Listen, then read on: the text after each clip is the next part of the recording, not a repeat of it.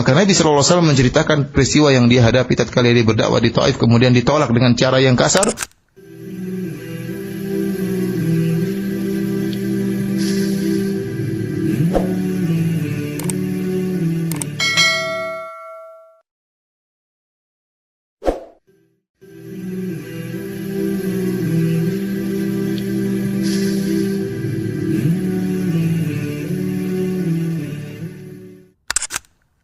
قال رحمه الله: وعن عائشة رضي الله عنها أنها قالت للنبي صلى الله عليه وسلم: هل أتى عليك يوم كان أشد من يوم أحد؟ قال: لقد لقيت من قومك، وكان أشد ما لقيت منهم يوم العقبة، إذ عرضت نفسي على ابن عبد يليل بن عبد كلال فلم يجبني إلى ما أردت، فانطلقت وأنا مهموم على وجهي، فلم أستفق إلا وأنا بقرن الثعالب، فرفعت رأسي فإذا أنا بسحابة قد أظلتني، فنظرت فإذا فيها جبريل عليه السلام، فناداني فقال: إن الله قد سمع قول قومك لك وما ردوا عليك، وقد بعث الله إليك ملك الجبال لتأمره بما شئت فيهم. فناداني ملك الجبال فسلم علي ثم قال: يا محمد، إن الله قد سمع قول قومك لك وأنا ملك الجبال، وقد بعثني ربي إليك لتأمرني بأمرك فما شئت، إن شئت أطبقت عليهم الأخشبين. فقال النبي صلى الله عليه وسلم: بل أرجو أن يخرج الله من أصلابهم من يعبد الله وحده لا يشرك به شيئا، متفق عليه. قال: الأخشبان الجبلان المحيطان بمكة، والأخشب هو الجبل غليظ الحجارة. هذا الحديث أيها الإخوة المستمعون الكرام فيه كمال عفو النبي عليه الصلاة والسلام وعظيم صفحه، وهو إمام العافين عن الناس وأهل الصفح وقدوتهم صلوات الله وسلامه وبركاته عليه.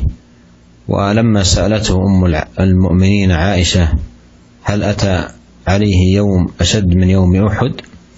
قال صلوات الله وسلامه عليه: لقيت من قومك، أي أذى شديدا، وكان أشد ذلك الأذى الذي لقيه ما كان من قومه يوم العقبة، حيث عرض نفسه عليه الصلاة والسلام على ابن عبد يليل بن عبد كلال، وهو من أكابر أهل الطائف من ثقيف، فلم يجبني إلى ما أردت، أي كان ذهب إلى الطائف وعرض عليهم نصرته فلم يجب إلى ما أراد، فانطلق عليه الصلاة والسلام مهموما حتى وصل إلى قرن الثعالب، ويقال لها قرن المنازل، وهو المشهور الآن بميقات السيل الكبير.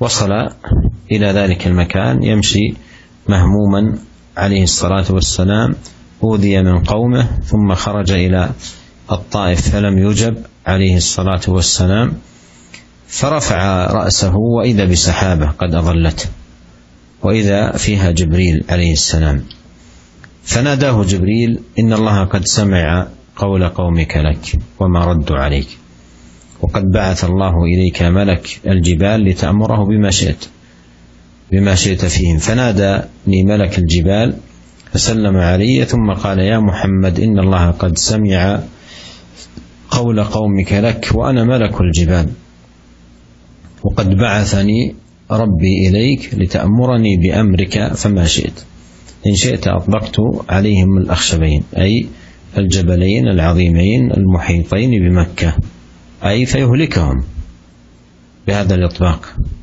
فقال النبي عليه الصلاة والسلام: بل أرجو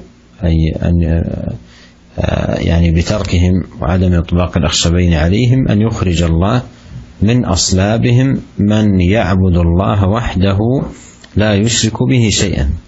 وفي هذا أن الدعوة إلى توحيد الله وإخلاص الدين له هو غاية مقصد النبيين وزبدة رسالتهم وأكبر همهم صلوات الله وسلامه عليهم أجمعين. وفي الحديث كمال حلم النبي صلى الله عليه وسلم وتأنيه وصفحه وعفوه برغم أنه أوذي أذى شديدا فصبر على أذى قومه وتأنى في التعامل معهم وعفى وصفح راجيا أن تصلح الحال وتزين الأمور وأن يخرج من أصلاب هؤلاء أقوام يعبدون الله لا يشركون به شيئا. Para mirsa yang dirahmati Allah Subhanahu wa taala, kemudian Imam Nawawi rahimahullah menyebutkan hadis-hadis yang berkaitan dengan bab yang sedang kita bahas. Hadis pertama dari Aisyah radhiyallahu taala anha, bahwasanya beliau berkata kepada Nabi sallallahu alaihi wasallam, "Apakah pernah engkau menemukan suatu hari yang lebih parah ya bagi engkau daripada peristiwa perang Uhud?" Maka kata Nabi sallallahu alaihi wasallam, "Aku telah mendapati gangguan ya yang keras dari kaummu, dan yang paling keras aku dapati yaitu tatkala hari Aqabah, yaitu tatkala peristiwa atau di kota Taif. Tatkala aku menawarkan diriku untuk berdakwah kepada Ibnu Abdi Yalail bin Abdi Kulal. Akan tetapi orang ini tidak menerima dakwahku dan tidak menerima tawaranku, maka aku pun pergi dalam keadaan sangat sedih. Dan aku tidak sadar, aku berjalan dalam keadaan tidak sadar karena saking sedihnya, sampai aku tiba di suatu tempat namanya Qornitha Alib. Lalu aku mengangkat kepalaku, tiba-tiba ada sebuah awan yang telah menaungiku. Aku pun melihat ke awan tersebut. Tiba-tiba pada awan tersebut ada malaikat Jibril alaihissalam. Lalu malaikat Jibril memanggilku dan berkata, "Sungguhnya Allah Subhanahu wa taala telah mendengar perkataan kaummu kepada engkau dan bagaimana sikap mereka yang menolak engkau.